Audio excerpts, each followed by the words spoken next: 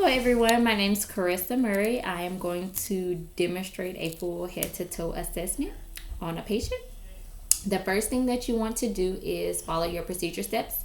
You want to be able to assess the patient's chart to determine the age, gender, ethnicity. You want to make sure that you plan the right size and type of equipment that you're going to be using for your head to toe assessment.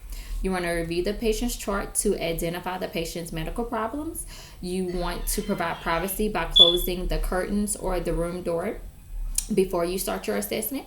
You have the patient to empty out bladder before beginning the assessment so that you can take a urine specimen if it's required. You assess the patient vital signs before doing your official head to toe assessment because you want to make sure that there is no that your patient can stand or help you during the physical assessment. You want to make sure that you warm your hands before touching the patient. You want to use clean gloves if the patient has any breaks in the skin. You want to obtain a weight if needed. When doing your physical head to toe assessment, you want to start with the head and the neck. You want to assess the level of conscious and orientation to the four spheres of speech. You want to assess the pupil for any shape or response to light accommodation. You want to assess both the sclera and the conjunctiva for the color and moisture. You want to inspect the face for symmetry, skin color, or any effects to the eye contact.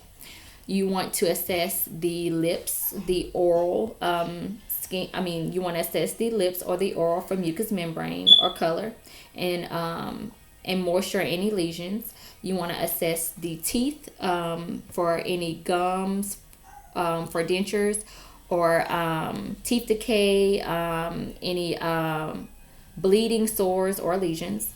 You want to assess any tubes or equipment or dressings that are of the head or neck to make sure they're working and functioning properly.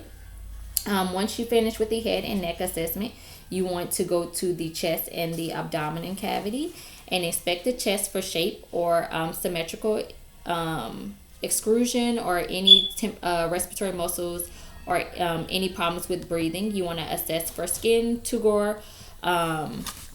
You want to make sure that you listen to the heart sounds for a full minute. Note the rate, the rhythm, and the strength. You want to be able to